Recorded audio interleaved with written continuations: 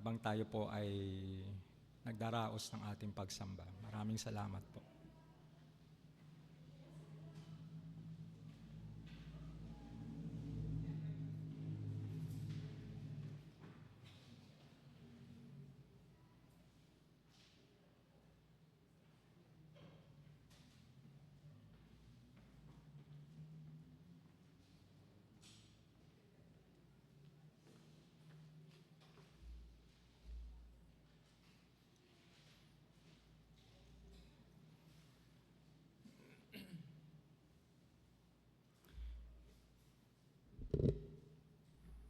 Good morning, brothers and sisters in Christ. Christmas is just around the corner. In fact, only 8 days are left for the grand celebration of the incarnation of our Lord Jesus Christ.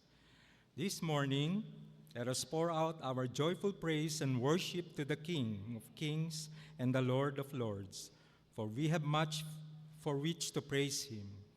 The psalmist declared in Psalm 150, verse 6, that says, "Let everything that has breath praise the Lord, praise the Lord."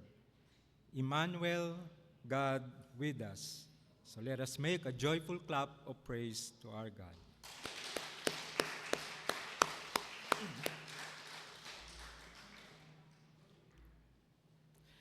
Dearly beloved, while the prelude music is being played, let us prepare our heart to worship the Almighty God. In our silence, let us free our minds from the busyness that the season brings, or challenges in our life, which may distract us from communing with our Heavenly Father. Let us venerate the presence of the Triune God in our midst, and let us speak to him silently in our prayers. As we meditate on the wonder of God's grace, let us consider how he has been blessing us, not only with our temporal needs, but most importantly, God faithfully quenched our spiritual thirst in most unlikely circumstances in our lives. The psalmist declares, "Bless the Lord, O my soul, and all that is within me, bless your holy name." Bless the Lord, O my soul, and forget not his benefits. Let us with reverence and obedience respond gratefully to his great love, his faithfulness and his compassions that fail not. On this season of Advent, may we always remember that our Lord Jesus left his kingly throne and with God's abounding grace, repaired our sin-damaged lives. He restored our peace with the Creator, and in patient expectation, we live for him and look for the day when we can go to heaven with him. How glorious it will be when we see him and worship him face to face. He alone deserves our praise. He alone deserves our worship.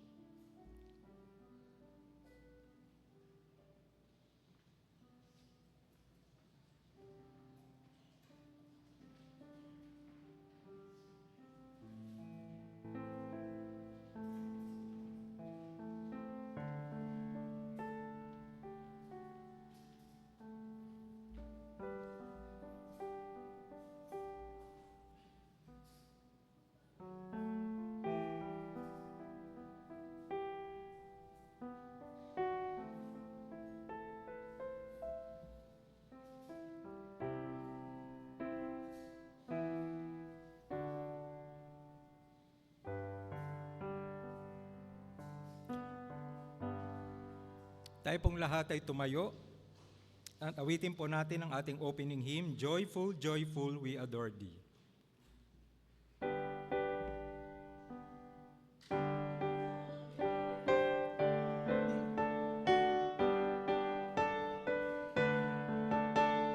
Hearts unfold like flowers before thee, hail thee as the sun above. Melt the clouds of sin and sad, drive the cloud of doubt away. Giver of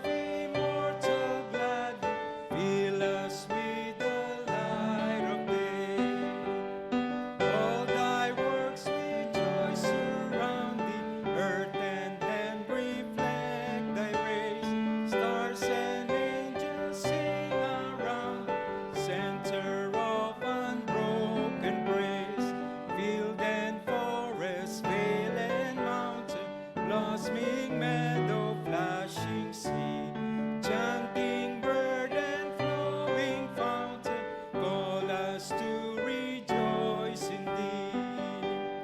Thou art giving and forgiving, ever blessing, ever blessed, wellspring of the joy of living, ocean depth of happy rest.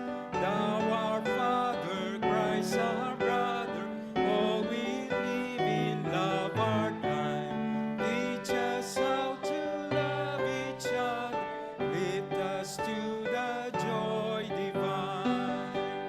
Mortals join the mighty chorus, which the morning stars begun.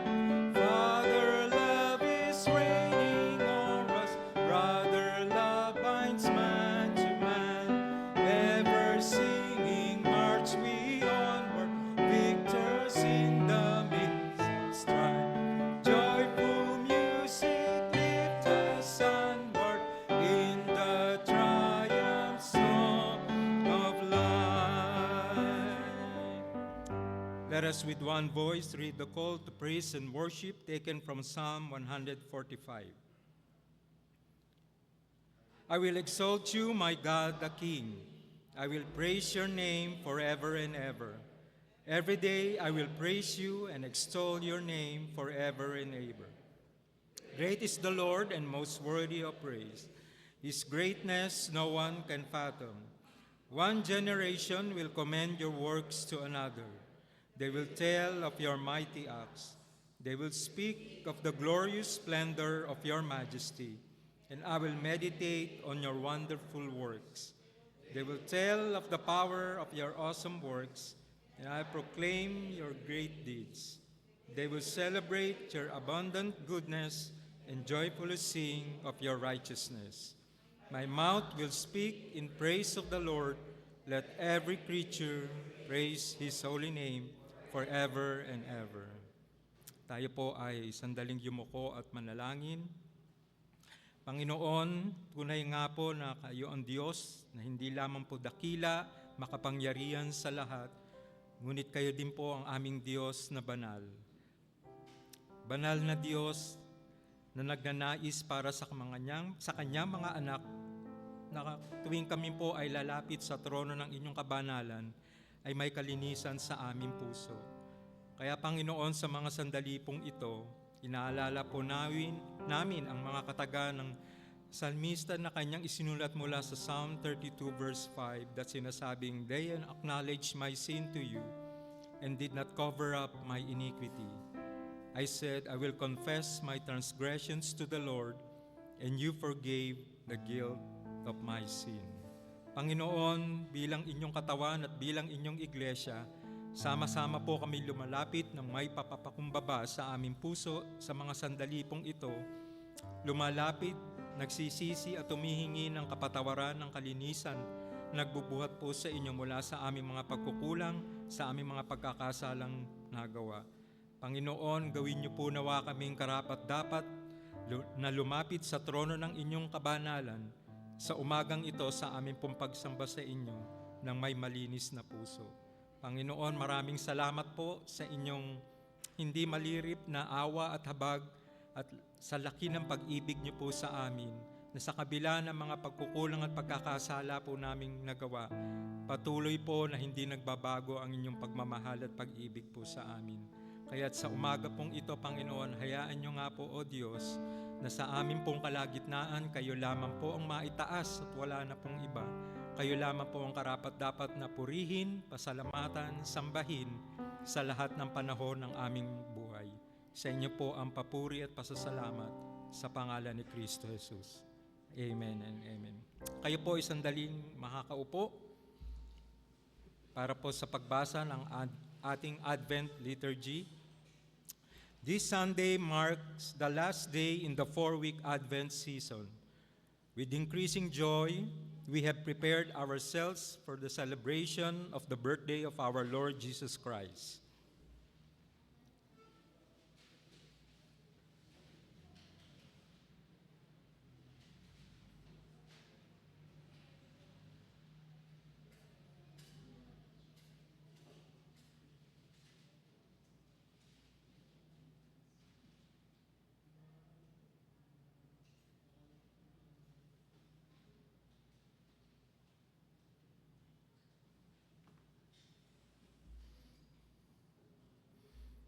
This Sunday we shall light the pink candle and the fourth banner put up. Light pink, deep pink, all happy pink make up this fourth Advent banner. They kindle a spark of joy in this season of penitence. Joy permeates the Christmas season. The music is joyous, the sights are colorful and appealing. Joy to the world, the Lord has come.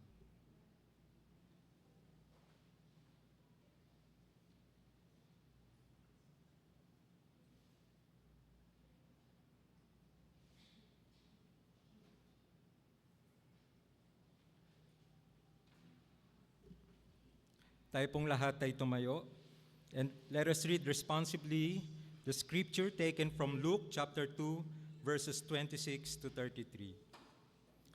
In the 6th month, God sent the angel Gabriel to Nazareth, a town in Galilee, to a virgin pledged to be married to a man named Joseph, a descendant of David. The virgin's name was Mary. The angel went to her and said, "Greetings, you are highly favored. The Lord is with you." Congregation.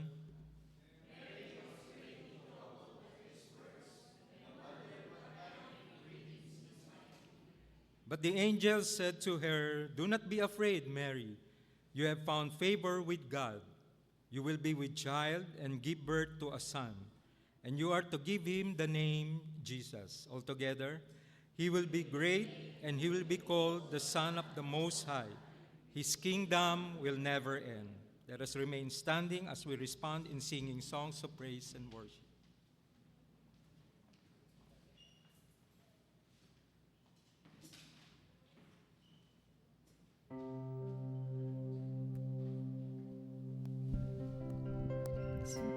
Good morning, church.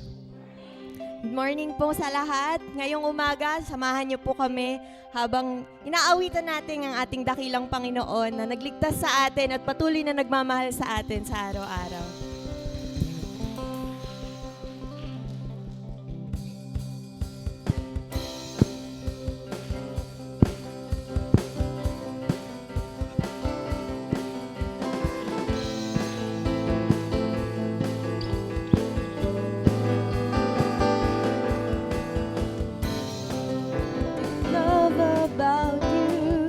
Heaven and earth adore you.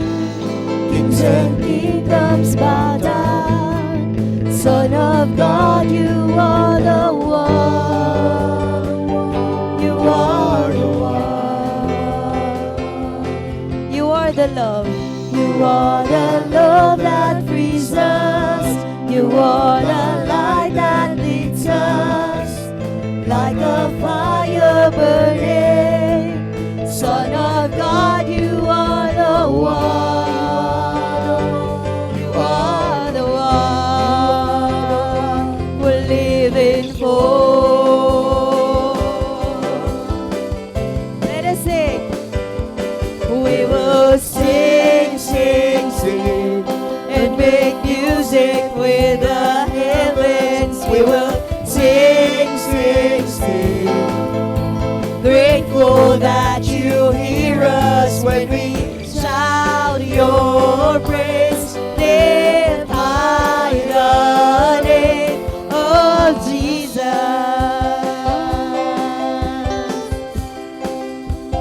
What's not to love about you, Lord? What's not to love about you? Heaven and earth adore you. Kings and kingdoms bow down. Son of God, you are the one. You are the one. You are the one we're living for.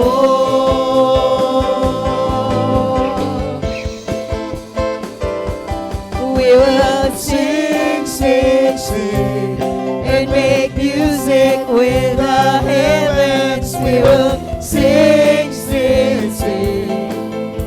Grateful that you hear us when we shout your praise. Lift high the name of Jesus. Let us sing, sing, sing, sing. We will and make music with the heavens. We will sing, sing, sing. Grateful that you hear us when we shout your praise. Lift high the name of Jesus.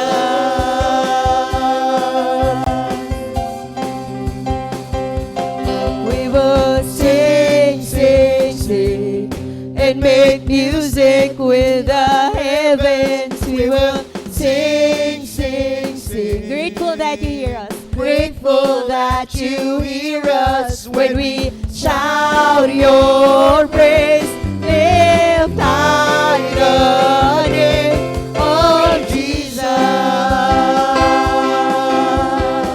For the last time, let us sing. We will sing, sing, sing, and make music with the heavens. We will sing, sing, sing. Grateful that you hear us when we shout your praise. Lift high the name of Jesus. Let us continue singing praise to our Lord and our God who loves us and saves us.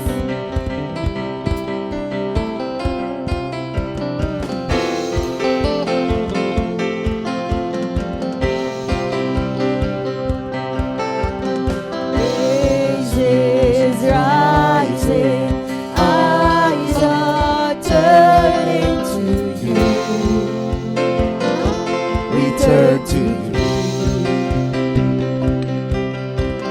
Hope is stirring, hearts are yearning for you. We long for you. 'Cause when we see you, we find strength to face the day. In your presence, all our fears are washed away, washed away. Hosanna, Hosanna, you are the God who saves us, worthy of all our praises. Hosanna, Hosanna, Hosanna. Come have your way among us. We welcome you here, Lord Jesus.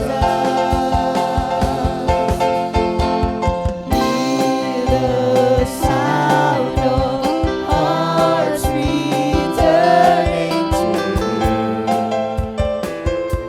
We turn to you. In your kingdom, In your kingdom, broken lives are made new. You make us new.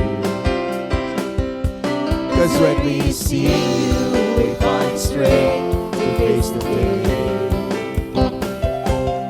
In your presence, all our fears are washed away, washed away. Hosanna, Hosanna, you are the God who saves us, worthy of all our praises. Hosanna, Hosanna, come have your way among us. We welcome you here, Lord Jesus. 'cause when we see you, let us sing. When we see you, we find strength to face the day. In your presence, all our fears are washed away. 'Cause when we see you, 'Cause when we see you, we find strength to face the day. And in your presence, all our fears are washed away, washed away. Hosanna.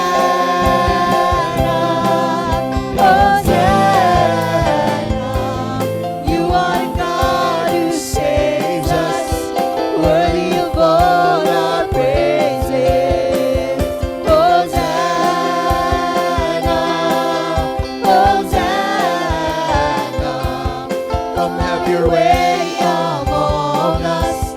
We welcome you here, Lord Jesus. Hosanna,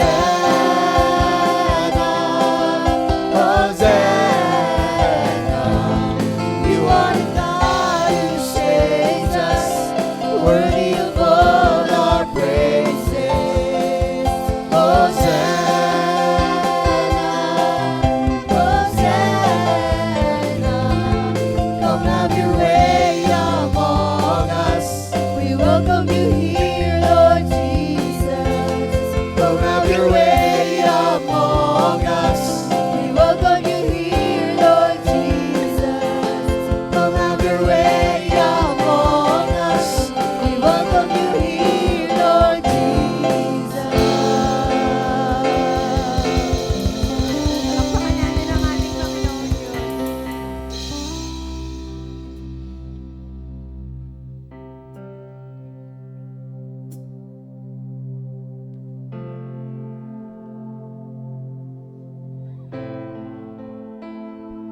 Sa mga oras po na to, let us humbly bow down, Lord, sa harap ng Panginoon. And may this song be our next prayer. Prayer ng mga puso natin na patuloy na nagtitiwala at nananampalataya sa ating Panginoong Jesus.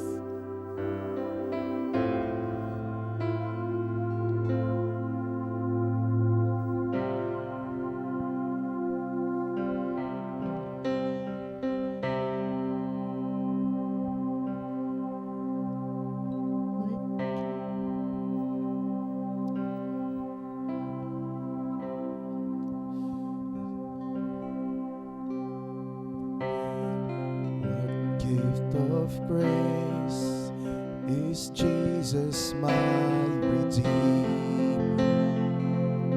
There is no more for heaven now to give. He is my joy, my righteousness and freedom, my steadfast love, my deep and boundless peace. To this I owe, my hope is only Jesus. For my life is wholly bound to His. Oh, how strange and divine, I can sing, all is mine, yet not I, but through Christ in me.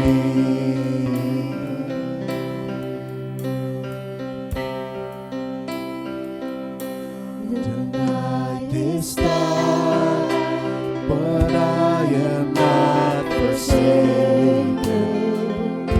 For by my side, the Savior, He will stay. I labor on in weakness and rejoicing, for in my need His power is displayed. To this I hope, my shepherd will defend me. Through my deepest valley He will lead. Oh, the night has been won, and I shall overcome, yet not I, but through Christ in me.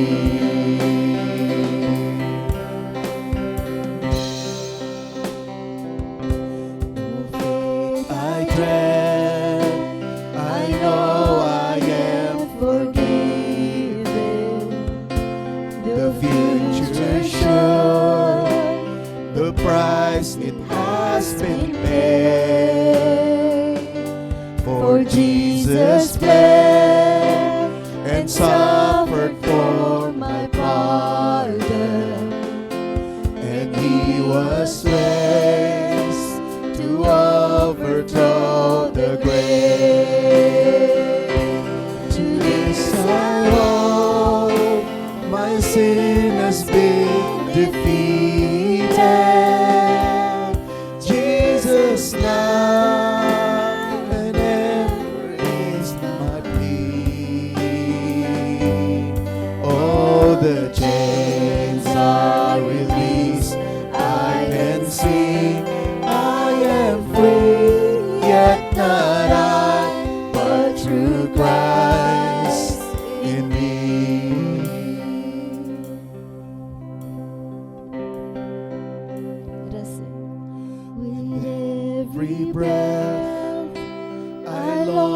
to follow Jesus, for He has said that He will bring me home. and Day by day, I know He will renew me until I stand with joy before the throne. To this I hope, my hope is only Jesus. all the glory evermore to Him. When the race is complete, still my lips shall repeat, yet not I, but through Christ in me. Let us sing, to this I hope, to this I hope, my hope is only Jesus. all the glory evermore to Him. When the race is complete, still my lips shall repeat, yet not I, But through Christ in me. When the race is complete, when the race is complete, still my lips shall repeat, yet not I, but through Christ in me. Yet not I, but through Christ in me. Yet not I, but through Christ in me. Yet not I, but through Christ in me.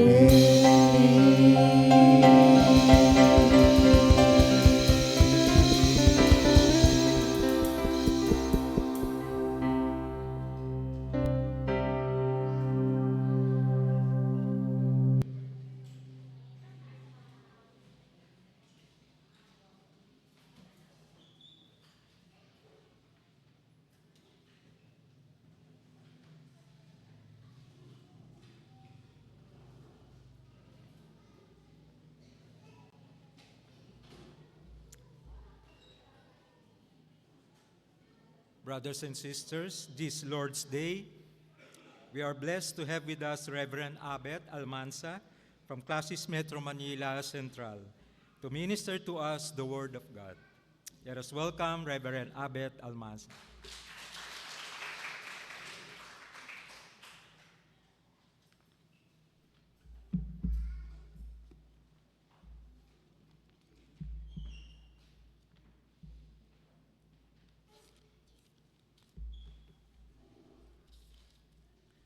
Magandang umaga po. Inaanyayahan ko po ang lahat na tumayo para sa ating scripture reading.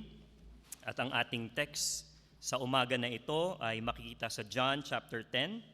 And I'll be reading verse 14 and 15. And then I will also read verses 27 to 30. John 10, 14 to 15 and 27 to 30. Hear now the word of the Lord.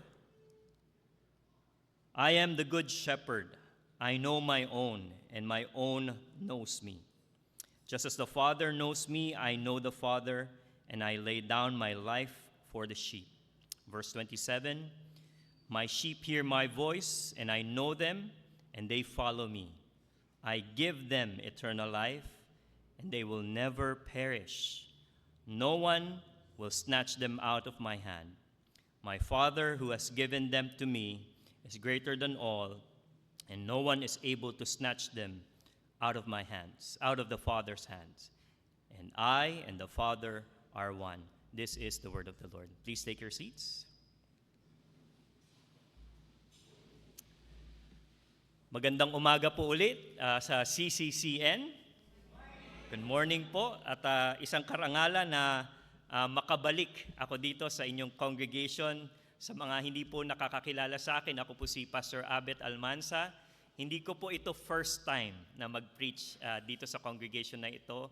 Noong first time na ako ay nag-preach many years ago, hindi ko na maalala kung ano yung taon na yon.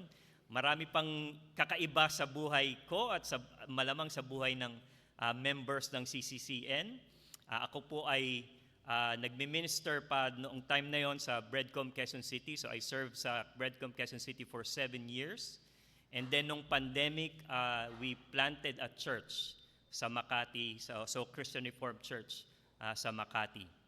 At karangalan ko po at isang joy na makasama kayo sa umaga na ito upang maibahagi ang salita ng Diyos. Yung text natin sa umagang ito ay galing mismo sa bibig ng ating Panginoon. Kapag binasa po natin ang Gospels, ang mapapansin nyo, kapag nakakasalimo ni Jesus ang kanyang mga disipulo, mga pariseyo, mga may sakit, mga bulag, madalas ay hindi ipinapakalat ni Jesus kung sino siya. Hindi po ba? May sinabihan pa nga siyang, o dahil pinagaling kita, huwag mong ipagsabi kung sino ako. Kundi, ikaw ay pumunta sa templo at ipakita mong sarili mo sa mga Pharisee. Ginawa yon para ma-inspect yung may sakit na siya ay magaling na. Pero hindi pinapakita madalas ni Jesus kung sino siya. Hindi niya pinapakilala kung sino siya. Kahit nung sa pagkakataon na siya ay nasa harap ni Pontius Pilate, at ng Sanhedrin, yung council ng mga Pharisees, bago siya ipako sa krus, nung tinanong siya, sino ka ba talaga? Ang madalas na sagot ni Jesus, silence. Silence. Pero po, merong pagkakataon din na si Jesus mismo ang nagsasabi kung sino siya at paano natin siya makikilala. At sa mga pagkakataon na yon, kailangan makinig tayong maigi kasi bihira yon eh. In fact, ang tawag nun sa Gospel of John, mga I am statements ni Jesus. At iyon po ang isang tututukan natin sa umaga na ito, na ipinakita ni Jesus na siya ang ating mabuting pastol o good shepherd. Pero ano nga ba ang ugnayan at kahalagahan nito sa atin? Ano ang relevance nito sa atin na si Jesus ay inaanyayahan tayo na makilala siya bilang isang good shepherd. Nais ko pong magbigay ng 3 encouragement po sa ating lahat para mabigyan natin ng saysay o halaga ang pagiging mabuting pastol ni Jesus sa atin. Number 1, dahil siya ay ang ating good shepherd, it means He also graciously chose us to be His sheep. He chose us to be His sheep. Sabi niya sa ating text dun sa verse 27, my sheep. My sheep. Hindi niya sinabing the sheep.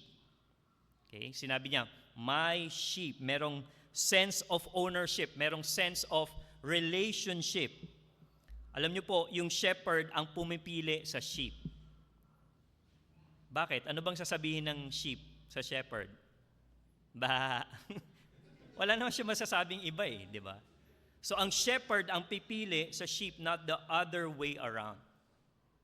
Dapat ganito ang pagkakaintindi natin sa Christianity.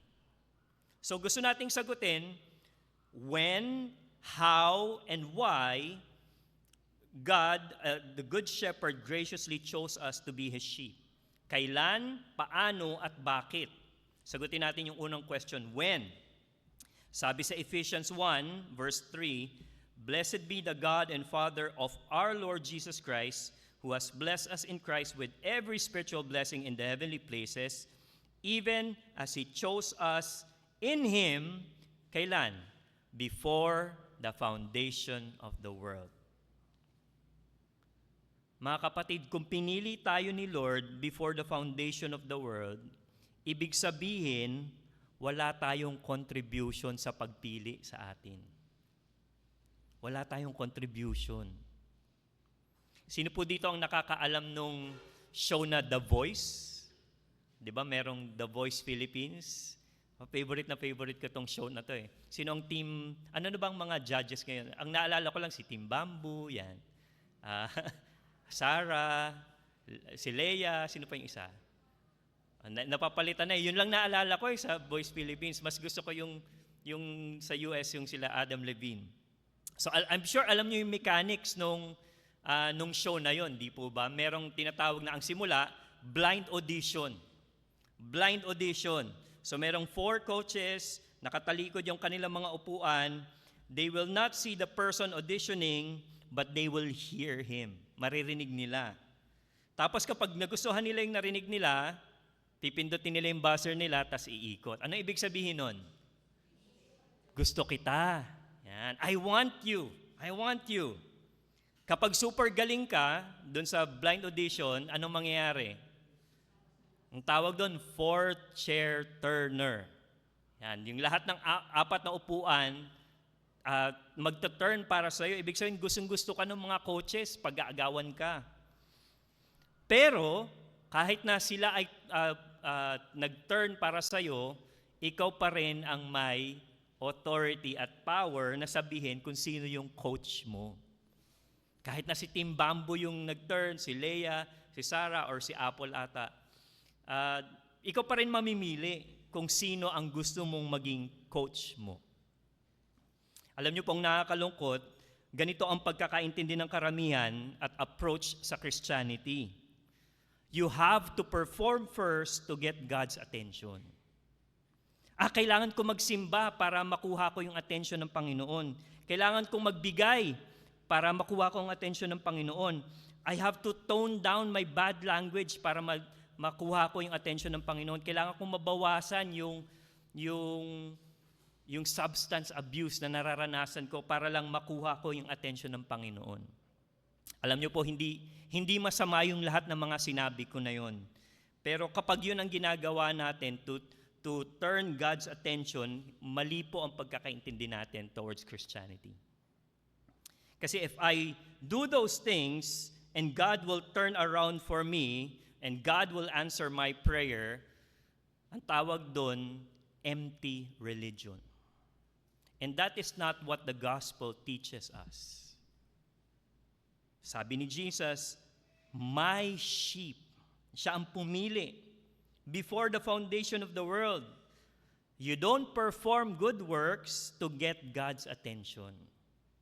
Hindi po natin ginagawa ang mga mabubuting gawain para makuha natin ang atensyon ng ating Diyos. You do good works because you already have God's attention in Christ. Ulitin ko po yun ha. We do good works because the perfect work has been done by Jesus Christ on our behalf already. Kaya nasa atin ang tingin, ang atensyon ng ating Diyos, dahil si Kristo ang gumawa na ng mabuting gawa para sa atin. So tayo ay gumagawa ng mabuti sa Kanya as a response to what Christ has done for us. Yun po ang mabuting balita. At tayo ay dinesign ng Panginoon to do good work. Sabi again sa Ephesians 2:10, we are God's workmanship created in Christ Jesus for good works, which God beforehand that we should walk in them. Kailan tayo pinili ng Diyos? Before the foundation of the world. At dahil doon, wala tayong contribution. Paano tayo pinili? How? Sabi sa Psalm 139, verse 13, at pwede nyo, by the way, pwede nyo lang ako sundan or take notes ng references. Sabi nung psalmist, Psalm 139:13, you formed me in my inward parts. You knitted me together in my mother's womb. I praise you, for I am fearfully and wonderfully made. Wonderful are your works, and my soul knows it very well. Mga kapatid, ang pagpili po sa atin ni Lord, hindi random. Hindi parang raffle sa Christmas party na bubunot na lang siya, ito yung pipiliin ko. Yan. Hindi rin ito parang factory product line na pare-pareho lang yung paggawa ng Panginoon. Ang pagpili sa atin ay very personal, Very intimate, very hands-on. Very hands-on ang Diyos sa atin, mga kapatid. Hindi random at hindi factory line ang paggawa sa atin ng Panginoon. Alam niyo po, kapag nag-uusap tayo tungkol sa pagpili, maraming natitrigger, lalo na sa mga Reformed tradition tulad natin. Yung mga outside the Reformed tradition, ang tawag sa mga Reformed churches or Reformed Christians, yung mga elect na yan. At ang madalas, ang sasabihin nila, sila lang yung mabuti kasi sila lang yung elect. Yan.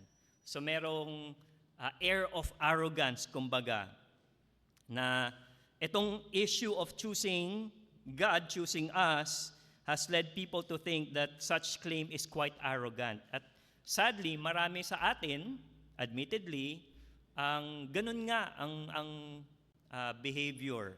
Nagiging arrogant tayo kasi sabi natin, pinili tayo ng Panginoon. And sadly, there are people who claim to have been chosen by God to be His sheep, and we act morally superior than others. We act morally superior than others. So kapag merong kumausap sa'yo, sa akin, na sinabing, what makes you so special that you think God has chosen you? Ano bang special sa'yo? Bakit pinili ka ng Diyos? Alam niyo pong sagot ko doon? Wala. And that's exactly the point.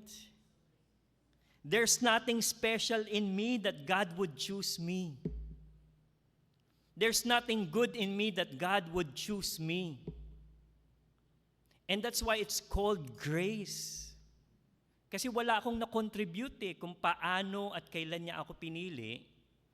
That's why I can just trust the Lord. Hindi ito magbibigay sa akin ng pride dahil wala naman akong na-contribute doon sa pagpili sa akin ng aking mabuting pastol. Pero alam niyo po, merong opposite extreme naman. You don't respond in arrogance, instead you look at yourself with zero value. Ang tawag natin dito, self-deprecating stance. At hindi rin po siya nakakatulong yung lagi mo lang sinasabing, makasalanan talaga ako, hindi ako pipiliin ng Diyos, Mga kapatid, meron po tayong value, meron tayong halaga. In fact, you might underappreciate your value, but you must keep in mind that your value is not inherent in you. Your value is what the shepherd bestows on you. Alam niyo pa ibig sabihin nun? May value ka kasi ang sabi ni Jesus, you are my sheep. You are my sheep. At bakit niya tayo pinili? Sabi sa John 15, you did not choose me, John 15:16, you did not choose me, but I chose you and appointed you so that you might go and bear fruit that will last. Kailan tayo pinili ng mabuting pastol? Before the foundation of the world. How are we chosen? Intimately, passionately, very hands-on. Why? So that we will go and bear fruit. Okay? That's reason number 1. Point number 2, dahil siya ang ating mabuting pastol, siya ang ating good shepherd, He also actively calls us to hear His voice. And for the sheep to hear a voice, para marinig ng sheep na merong boses, kailangan merong magsalita. Hindi po ba? And that's what the good shepherd does. He actively calls us to be His sheep. He calls for His sheep to hear His voice. He calls them out. He constantly communicates. At nais ko pong ibigyan ng emphasis ito, mga kapatid, no? Kasi kailangan nating maalala that God speaks. God speaks all the time. and He starts the conversation, we listen. He starts a conversation and then we listen. Saan natin nakikita yun? Throughout the scripture, we see God speaking. He spoke the universe into creation, hindi po ba? Genesis 1, God said, "Let there be light," and there was light. All creation was made because God spoke. Ano pa? Si Abraham, bago siya maging father of all nations, God initiated the conversation with him. Bago pa maging deliverer si Moses, tinawag siya ng Diyos. He spoke and he started the conversation with Moses. He spoke to his people through the prophets. At yung isang story sa John chapter 4, yung Samaritan woman, nung nakita ni Jesus, ang isang Samaritana na papunta dun sa well, kung hihintayin ni Jesus na magsalita yung Samaritana, hindi magsasalita yun. Kasi hindi kakausapin ng Samaritan ang Jew. Lalong-lalo na siya ay Samaritan woman, tapos male Jew pa yung nasa kasama niya. So kung hihintayin ni Jesus na magsalita yung Samaritan woman, walang magsasalita. So paano nagkaroon ng conversation? Jesus started speaking. You know, the Bible shows us that God is constantly speaking and He initiates the conversation to us. And also understand the power of His voice. Hindi ito parang kapag nagsalita, eloquent lang. Yung salita ng Diyos may power. Sabi sa Jeremiah 10:13, "When He utters His voice, there is tumult of waters in the heavens, and He makes the mist rise from the ends of the earth. He makes lightning for the rain. He brings forth the wind from His storehouses." And remember, nung nasa bangka yung mga disciples, natutulog si Jesus, there was a storm.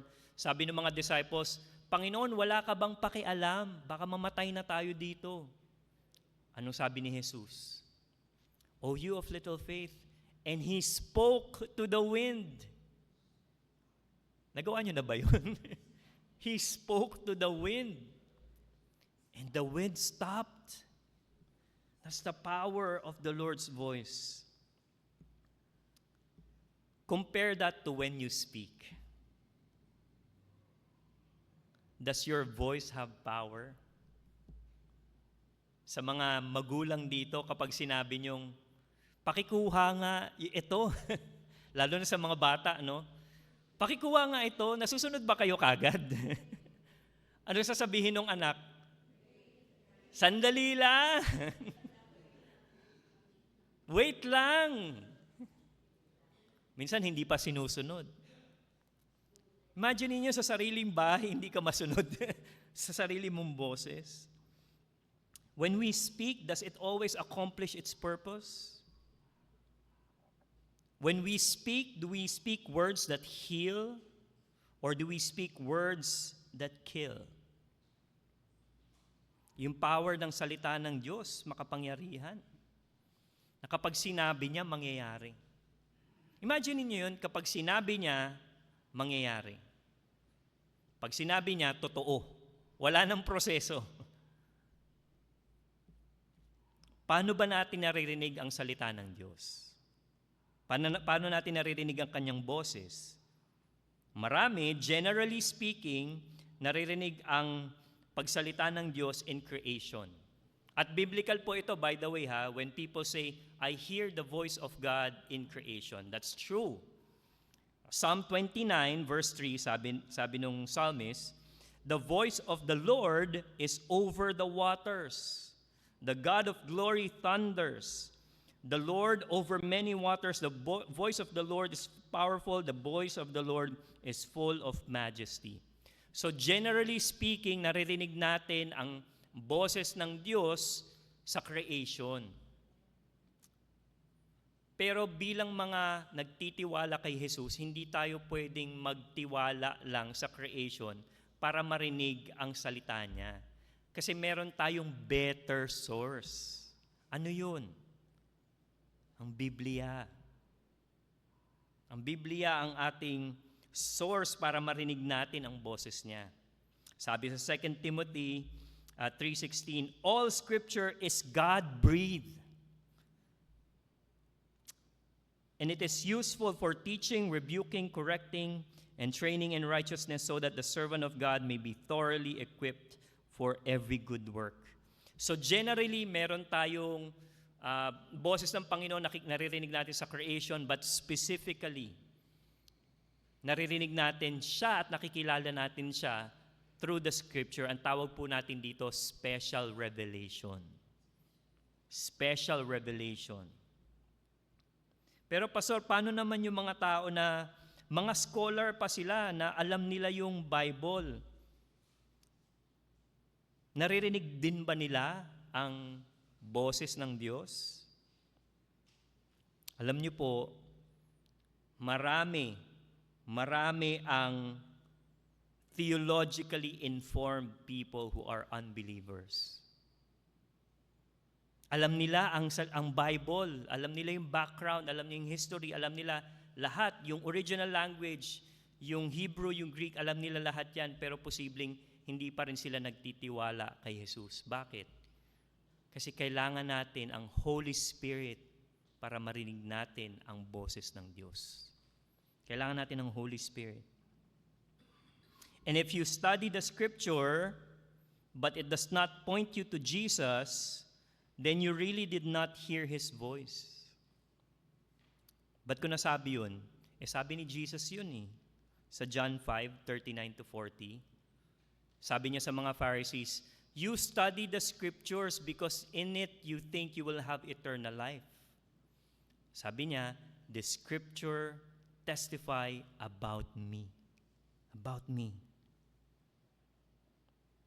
Anong implication ito sa atin, mga kapatid? Well, if we have a shepherd that constantly speaks to his sheep, that actively calls to his sheep to listen to his voice, then it should be our lifelong pursuit to long for his voice. Kasi kapag ang tupa, hindi na naririnig ang boses ng kanyang shepherd, ibig sabihin nun, nawawala na siya. Nawawala na siya. Nawawala o nagwawala. Kasi hindi niya na naririnig yung shepherd Alam niyo po, we live in a noisy world. We live in a noisy world. And what we need is to pay attention to the voice of the shepherd. Tulad po ng sinabi ko kanina, God constantly speaks. Mga kapatid, has the Lord been speaking to you lately? How is the Lord speaking to you today? How is the Lord speaking to you this Christmas season? Alam niyo po, if you do not hear the voice of the Lord, hindi ibig sabihin nun lagi ay silent siya. Naintindihan po ba natin yon? Let me repeat If you do not hear the Lord, it does not always mean that God is silent. It may also mean na you are listening to something else. Let's pay attention to what the Lord is speaking. He constantly speaks to us to His Word. Pangatlo, He lovingly compels us to follow Him. You know, we don't follow the shepherd out of fear or position. We follow this good shepherd because we have a relationship with Him. Yun ang experience ng mga disciples in Mark chapter 1 nung tinawag ni Jesus yung kanyang mga disipulo. At babasahin ko yun mamaya. Pero isipin niyo yun, no? Nung tinawag ni Jesus yung mga disciples, bakit sila sumunod? In fact, ang gamit nga ni Mark na word to describe the way they followed is immediately. Immediately they left their nets and followed Him. Bakit? Dahil natakot ba sila? Sumunod ba sila dahil pinilit sila ni Jesus? Nag 30-minute presentation ba si Jesus sa kanila? Dahil ba wala na silang option? Sumunod ba sila kay Jesus kasi wala silang trabaho? Sumunod ba sila kay Jesus dahil sabi ni Jesus, kapag sumunod kayo sa akin in 3 years, magiging milyonaryo kayo? Parang hindi naman po yun yung nangyari, hindi po ba? They followed because they experienced something great with Jesus. Let me illustrate this. Lahat tayo nakakakita ng stoplight. Di po ba? Bakit tayo sumusunod sa stoplight?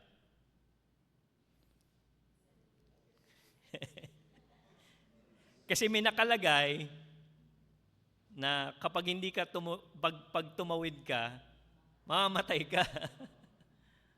O kaya kapag di ka sumunod, huhulihin ka.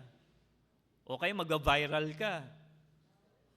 Hala, yung member ng CCCN hindi sumusunod sa traffic light. Gustong-gusto ko yung mga sign na yon. Alam ko dito lang I think sa Quezon City lang ginawa yun, yung bawal tumawid, nakamamatay. Actually, pinalitan na yun eh. Bawal tumawid, may namatay na dito. Grabe, no? Talagang tatakutin ka eh. Para lang sumunod ka, tatakutin ka. Yun bang ginawa ni Jesus sa kanyang mga disciples? Is that what the good shepherd does to his sheep? Like, if you don't follow me, I will make you a lamb chop. If you don't follow me, I will remove all your wool. Ganun ba yung ginagawa ng ating mabuting pastol? Alam niyo po, ang sad reality, most of our compliance, yung ating pagsunod, even in Christianity, the way we understand Christianity is motivated by misplaced fear. Misplaced fear. Ano ibig sabihin nun? Pag hindi ka nag-church, hindi sasagutin ni Lord ang prayer mo. Pag wala ka sa ministry, hindi ka tunay na Christian.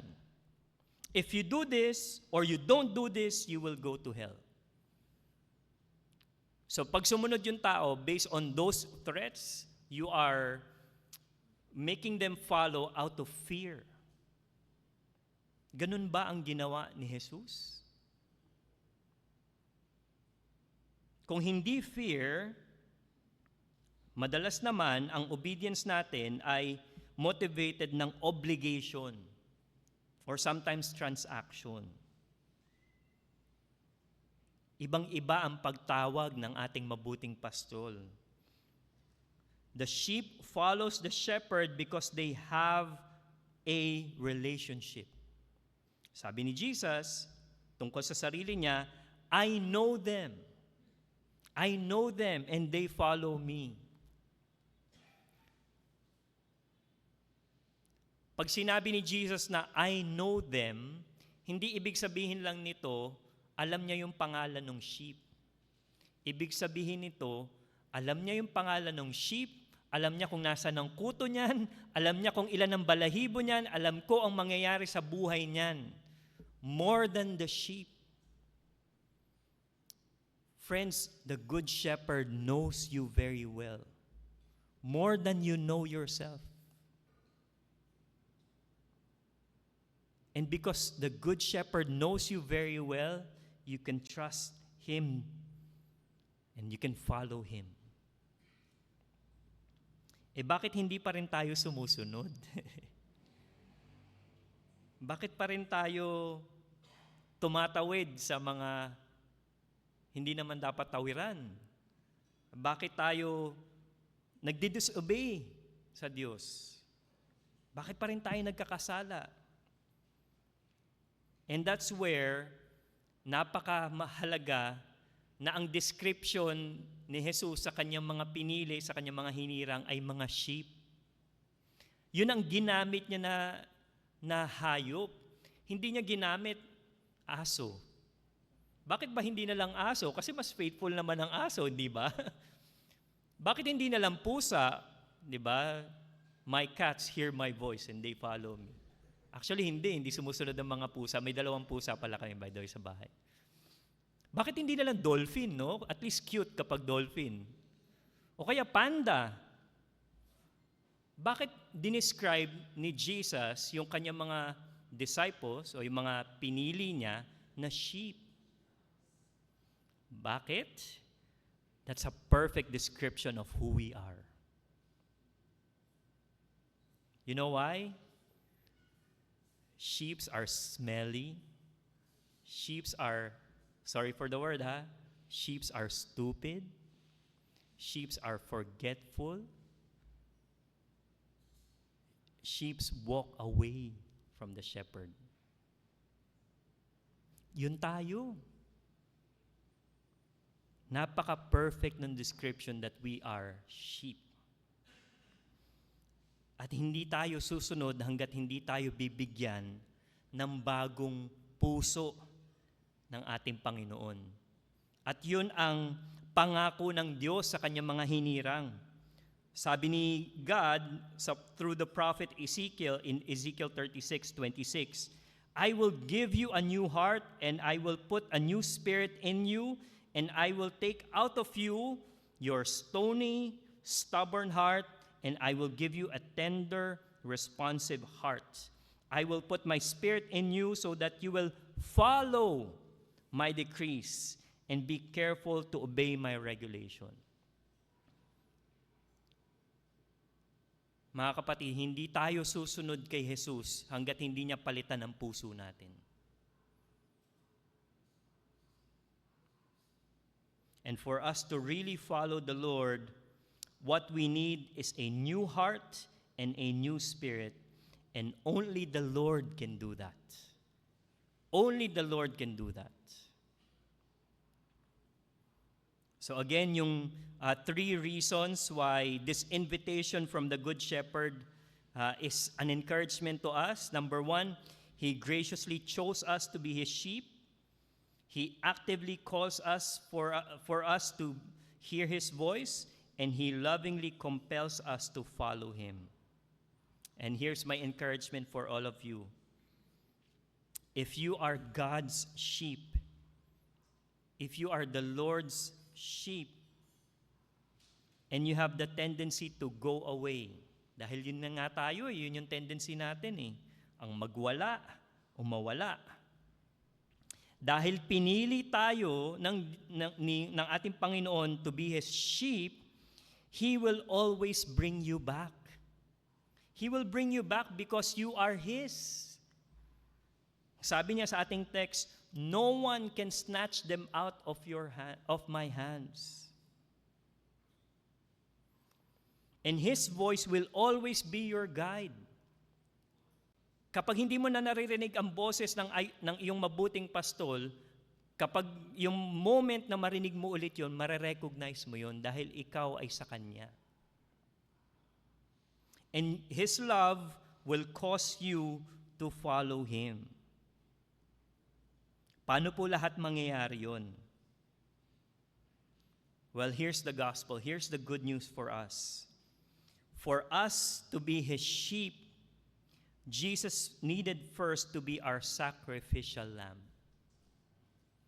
Jesus need to be first our sacrificial lamb.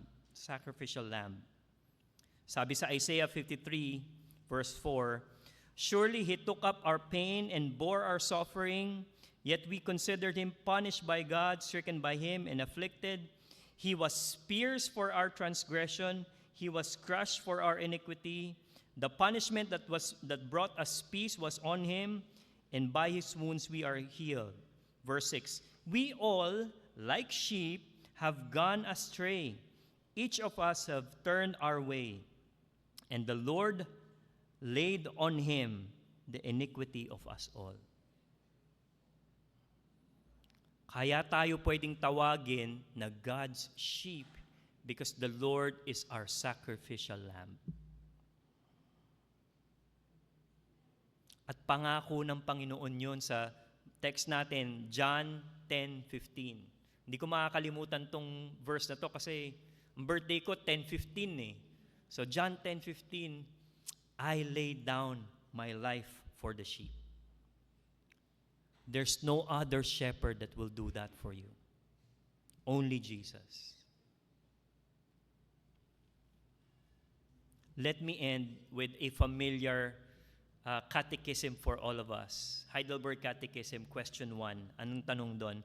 What is our only comfort in life and in death? Ang sagot doon, that I am not my own, but belong both body and soul in life and in death to my faithful shepherd. Dinagdag ko na lang yun to my faithful shepherd, Jesus Christ. To the congregation of CCCN, if you have placed your faith in Jesus Christ, then you are not your own. And that's a good thing. That's a good thing that you are not your own because you belong to the Good Shepherd. And because you belong to the Good Shepherd, He graciously chose you to be His sheep. He will take care of you. Because He is your Good Shepherd, you belong to the Good Shepherd, He will always speak to you. He will actively call you to hear His voice. And because He is a Good Shepherd and He is your Good Shepherd, then He will always lovingly compel you to follow Him. Sabi ni King David, the Lord is my shepherd, I shall not want. Ibig sabihin ba nun kapag si Jesus ang ating mabuting pastol, yayaman tayo? Hindi po. Kasi kahit yung mga mayayaman, may pangangailangan pa rin eh. Pag sinabi natin, the Lord is my shepherd, I shall not want, ibig sabihin nararamdaman natin yung security at comfort na nanggagaling lang sa mabuting pastol. At sino yung mabuting pastol na yon? Si Jesus, who laid down His life for the sheep. Let's come to the Lord in prayer. Salamat, Panginoon, dahil Ikaw ay hindi lang aming pastol, kundi aming mabuting pastol. Salamat, Panginoon, dahil tinatawag mo kami na iyong mga tupa. Kahit na kami ay lumalayo, nawawala, nagwawala, nakakalimot, patuloy mo kaming hinahanap at kinakausap. Salamat, Panginoon, dahil hindi ka nagsasawa at Ikaw ay patuloy na tapat sa amin. Nawa, Panginoon, patuloy naming marinig ang iyong boses at patuloy mong baguhin ang aming puso upang sumunod kami. Panginoon, ipinapanalangin ko po ang congregation ng CCCN sa patuloy nilang paglapit sa iyo. Nawa, Panginoon, makita nila at makilala nila na ang nagpapastol sa kanila ultimately is a good shepherd. And because of this, we find comfort in this life and in death, in both body and soul. And for that, we praise you, we give you honor, glory, power, and praise. In Christ's name, amen.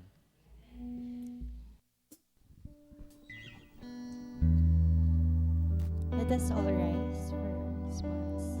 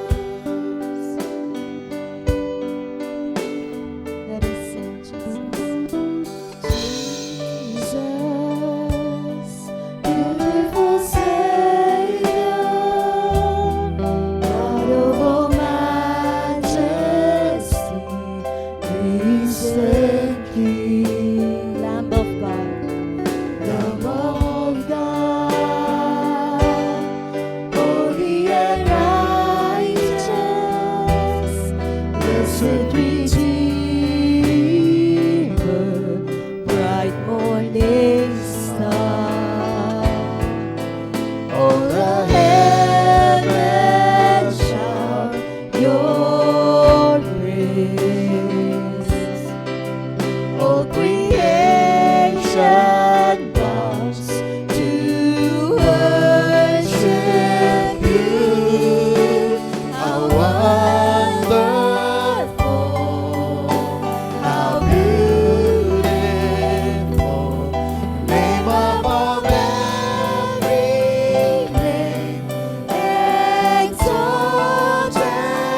high. How wonderful,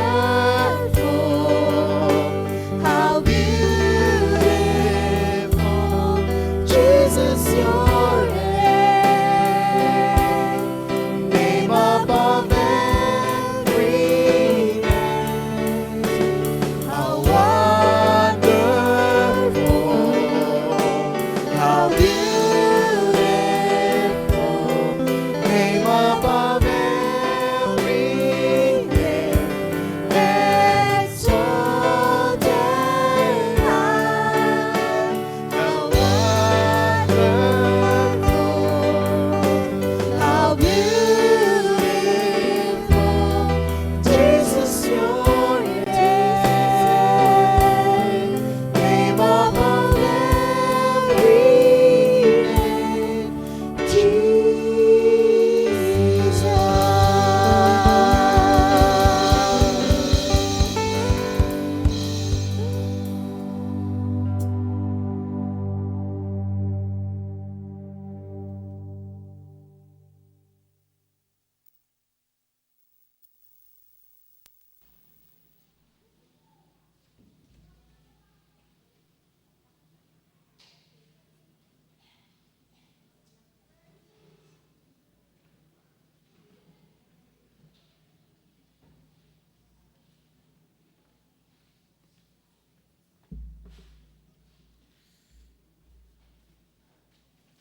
Dear brothers and sisters, let us thank God for His greatest gift to mankind, our Lord and Savior Jesus Christ, whose lavish love for His elect gave His life as a ransom for many. As a grateful response to all that our Lord Jesus has done for us, let us freely and faithfully bring our tithes and offerings for the continuation of His mission to save those who are lost. We are reminded in the scripture about our giving in 2 Corinthians chapter 8 verse 7 that says, "But just as you excel in everything, in faith, in speech, in knowledge, in complete earnestness, see that you also excel in this grace of giving."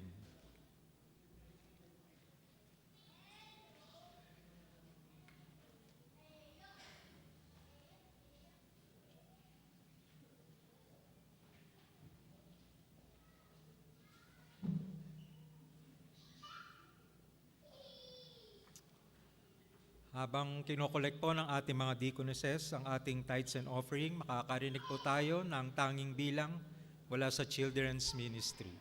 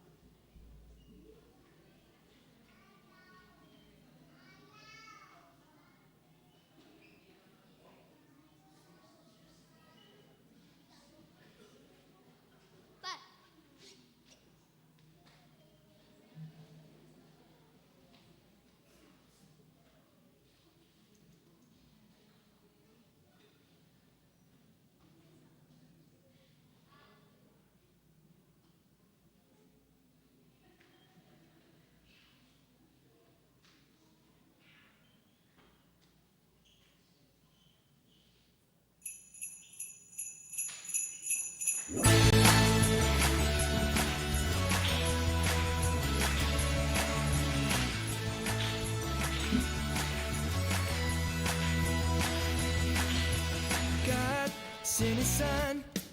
He's the savior of the world. And now we can call him friend. God sent his son. He's the savior of the world. And now we can call him friend. Jesus, Savior, Jesus, Savior, we will tell everyone. Jesus, Savior, Jesus, Savior, He's the Savior of the world, Savior of the world.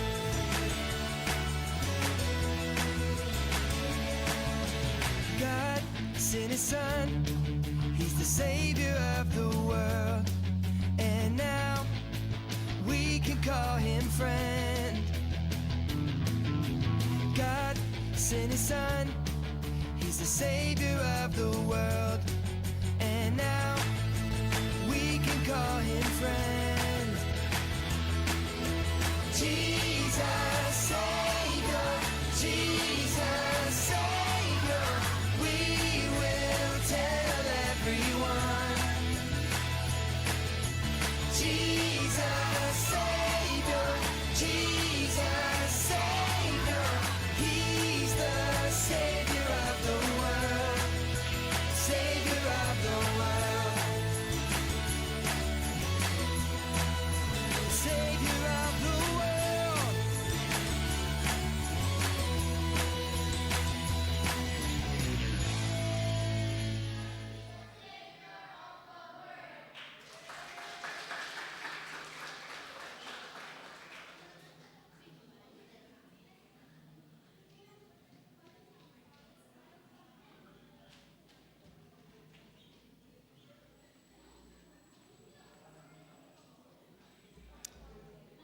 Maraming salamat sa mga bata.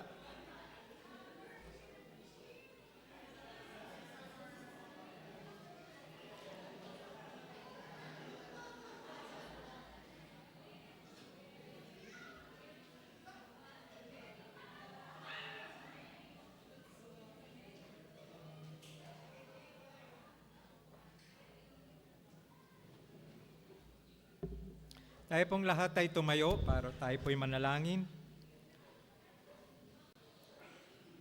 Panginoon Diyos, maraming salamat po dahil sa lahat ng panahon ng aming buhay, kayo po ay tunay na tapat at patuloy na hindi nagpapabaya sa kanyang mga anak. Salamat Panginoon dahil sa pamamagitan ng mga kaloob na ito, muli po naming pinapakita na ang aming Diyos ay tapat na nagpo-provide ng pangangailangan po namin. At tulad po ng inaasahan niyo po sa inyong mga anak, sa pamamagitan po ng mga kaloob na ito, nais ka po naming itaas, parangalan, dahil kinikilala po namin ng lahat ng mabubuting bagay na aming tinatamasa sa buhay na ito, ito lamang po ay nagbubuhat sa inyo. Tulad po ng aming binasa kanina sa 2 Korinto, tulungan niyo po kami, Panginoon, na hindi lamang mag-excel sa aming pagsasalita, sa aming kaalaman, pero mag-excel din kami sa ministeryong ito ng pagbibigay upang tugunan ang pangangailangan ng inyong templo at lalong higit tugunan ang pangangailangan sa gawaing pagmimisyon, lalo na ang pagpapalaganap ng ebanghelyo ng kaligtasan na nagbubuhat po sa inyo. Salamat po Panginoon dahil tunay po na Diyos, na kayo po ang Diyos naming napakabuti at napapagmahal sa kanyang mga anak. Sa inyo po namin binabalik ang pinakamataas na papuri at pasasalamat sa pangalan ni Kristo Jesus. Amen.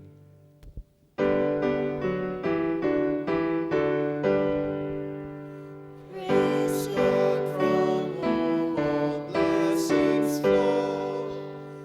Praise Him, all creatures singing low. Praise Him, all of the heavenly hosts. Praise Father, Son, and Holy Ghost. Amen.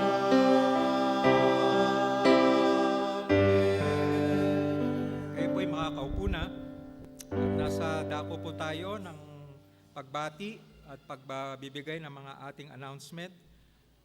Nais po natin unang-una batiin ating mga visitors and guests kung meron po. Especially sa ating mga online worshipers, we pray na join po kayo uli sa amin next Sunday at sa mga succeeding Sundays. At maging sa aming Christmas worship today, sa this coming Sunday sa December 24 and every Sundays thereafter for our worship services. So nais po nating batiin ang ating mga kapatid na magdaraos ng kanilang kaarawan this coming week from December 17 to 23. Sa December 18, bukas po, si Sinag, Israel, mahoy ka. Salamat po. Siya po yung bata rito kanina na kanta ng kanta. Tinatanong po kung sino daw po ama nun. So happy birthday, Sinag. Wala po tayong wedding anniversary celebrators. So tulad po ng aking nabanggit kanina, next Sunday po ang ating Christmas worship service, December 24 po.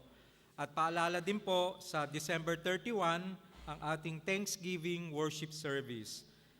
Kasabay po ng ating Thanksgiving worship service ay ang ating ginagawa every year, yung ating Gift for Jesus. Kung meron po kayong nais na ibigay para sa Panginoon sa pamamagitan ng kanyang iglesia, sa December 31 po ninyo pwedeng gawin ito, ang ating pong pagbibigay ng ating kaloob. Sa ibang church yata, ang tawag dito ay alay kay Jesus. Yan, mga ganyan. So, Gift for Jesus. Sa December 31 po natin ito gagawin. At pangatlo, wala na. Paalala din po na after po ng ating worship service, ngayon po ang ating Christmas fellowship. Alam niyo po ba yun? Yan. Pasensya na po kasi hindi natin na-announce last week eh. After ng ating pong worship service, wag po kayong uuwi dahil magsasama-sama po tayo sa ating Christmas fellowship after the worship service. Hingi lamang po ako ng konting pangunawa na medyo re-rearrange lang po natin yung ating mga silya para ma-set up po ng ating special events, yung ating pong tables and chairs at ang mga pagkain na ating pagsasalu-saluhan ngayong umaga. Kung wala na pong additional announcement, wala na po, tayo pong lahat ay tumayo at hiniling po natin uli si Pastor Abet Almanza for our closing prayer and benediction. Tayo po ay manalangin. Panginoon, maraming salamat sa iyong kagandahang loob na kami ay tipunin at maranasan ng iyong kabutihan, at ang iyong kaluwalhatian sa aming pag-awit, sa aming pananalangin, sa aming pakinig sa iyong salita. Alam namin, Panginoon, na ito ay magbubunga ng iyong katapatan sa aming buhay, at nawa, Panginoon, sa aming patuloy na pag-gather, ikaw ang patuloy na maluwalhati. Lord, I pray for CCCN sa kanilang faithfulness sa iyo, Panginoon. Nawa, ito ay gantimpalaan mo ng iyong pagpapala. Tinataas namin sa iyo si Sinag Israel Mohoyka sa kanyang pag-celebrate ng birthday. Panginoon, bigyan mo siya ng special favor at bigyan mo ang kanyang mga magulang ng patuloy na kalakasan at kapahingahan at makita nila na ang kanilang anak ay iyong covenant child. We pray, Lord God, that you will continue to provide your gracious blessing upon the whole family, and we pray, Lord, that you will continue to keep them safe. Lord, I also pray for every member and congregation and guests of CCCN. We pray that your word will continue to be planted deep in our hearts so that it will bear the fruit of good works as we wait and anticipate this Christmas celebration. Continue to strengthen us, especially for those who are stressed out, at the weak and weary in this season. We pray, Lord, that we will be reminded that it is your, this celebration is all about your incarnation, you dwelling among us. Congregation of CCC and brothers and sisters, receive the blessing of the Lord. May the Lord bless you and keep you. May the Lord make his face shine upon you and be gracious to you. May the Lord lift up his countenance upon you and grant you shalom in Christ's name. Amen. Amen.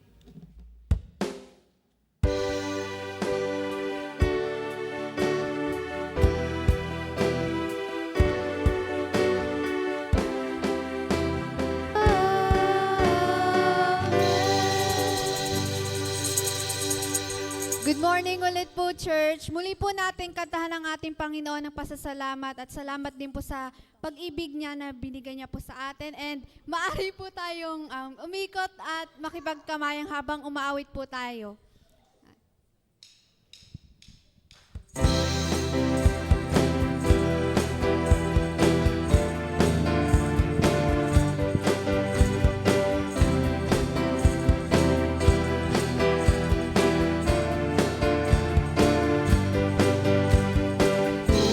Aking mamasdan ang kalawakan, hindi ko maunawaan ang iyong dahilan kung bakit ako'y pinili mo tinalagaan.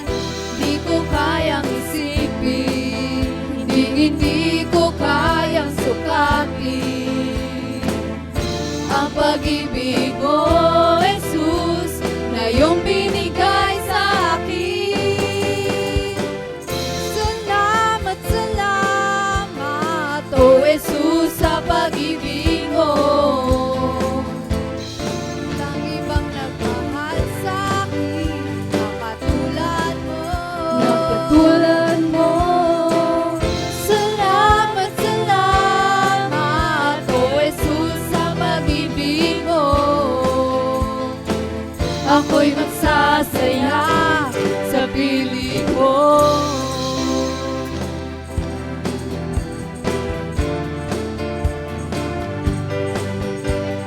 Kung may pagsubok man o pagipitan, ako ay may lalapitan. Ikaw ay sisang aking sandigan, hindi mo ko papabayaan. Di ko kayang isipin, hindi ko kayang sukatin ang pag-ibig mo, Jesus, na iyong binigay sa akin.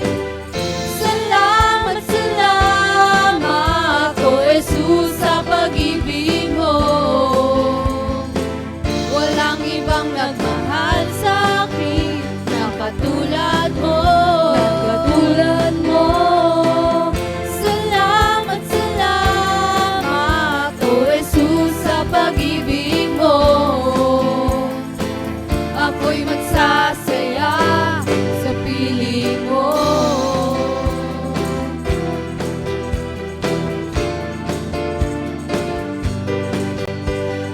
Buhay ko nang purihin ka, buhay ko nang sa'yo'y sumamba. Wala nang ibang nanaisip pa, kundi pasalamatan ka. Buhay ko nang purihin ka, buhay ko nang sa'yo'y sumamba. Wala nang ibang nanaisip pa, kundi pasalamatan ka. Salamat, salamat, O Jesus, sa pag-ibig mo. Walang ibang nagmahal sa akin na katulad mo. Salamat, salamat, O Jesus, sa pag-ibig mo. Ako'y magsasaya sa piling mo. Ako'y magsasaya sa piling mo. Ako'y magsasaya sa piling